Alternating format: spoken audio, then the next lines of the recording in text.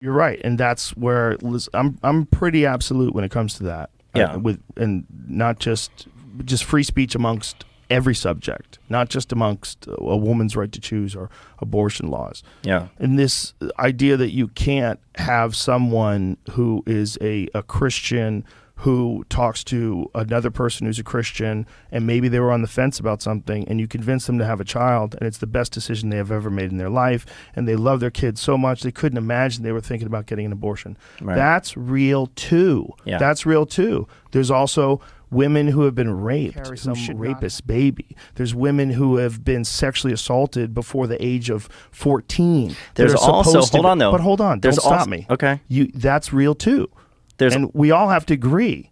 We have to agree on both of those things. There are also, though, I'm not going to argue with you on that point, but I will say there are people who have been born of rape and are alive right now and are pro-life, and they go around speaking, talking about how I had a right to live, and they will go out there and make an argument, a pro-life case, and they're born of a rape. You don't have a right to tell a 14-year-old girl she has to carry a rapist baby. I'm just saying that. I'm just saying that's real too. Yeah, I understand. I understand what you're saying. Do you understand what I'm saying? Like, you don't have the right to tell my 14-year-old daughter she has to carry her rapist baby. You understand that? To look that woman in the eye who was born of a rape. Do you understand that? That's a 14-year-old child. If a 14-year-old child gets raped, you say that they have to carry that baby? I don't think two wrongs make a right. I don't think murder. I don't think murder is an answer to. I don't think murder fixes a rape. What if we're talking about an abortion when the fetus, literally, it's like 6 weeks, 4 weeks, 3 days? What if she just turned positive just now? Positive for pregnancy. I just disagree that. What if it just happened today? You can like draw a line on when. You can't. Like, once life has begun, I don't think you draw lines. At the very moment, and they cracked the egg, and then bam, they took Plan B.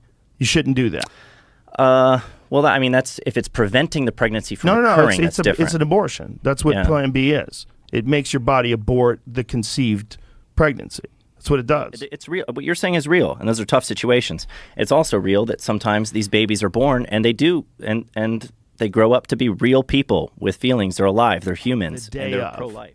You're against that. I would say, I would lay it out like this. I would say, it is wrong to intentionally kill an innocent human life. Abortion intentionally kills an innocent human life. Therefore, abortion is wrong. And I don't think any of the examples of like, oh, well, how developed is it? You know, can it think? Is it conscious? Can it dream? Can it feel pain? So for you, it's the moment of conception. I think that if it's a human life, a distinct human life, then I think it's wrong to end its life.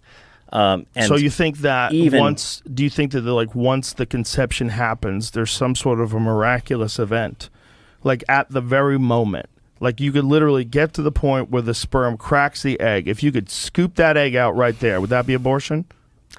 Well, I mean, at some point you're going to have to say there was a magic moment that happened because you believe that we eventually become valuable humans, right? Well, listen, where's the moment where you think the magic happens? Let me tell you my perspective on this because I've said this multiple times, but it bears repeating.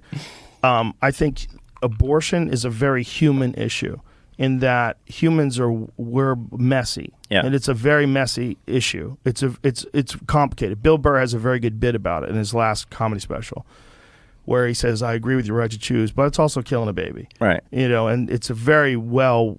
I like that bit. It's a good bit. Fantastic. He's talking about the oven, you know, baking something in the oven. Yeah. When you talk about like someone who's at 6 months or 9 months, that gets crazy. That's like you're literally killing a baby. You're killing a baby that could exist outside the womb. What if rape produced it and it's 8 months old in the womb? It's a good question. That's also what makes it a very, very messy. It's tough. This is this weird place where it's like, okay, that's a baby. Yeah.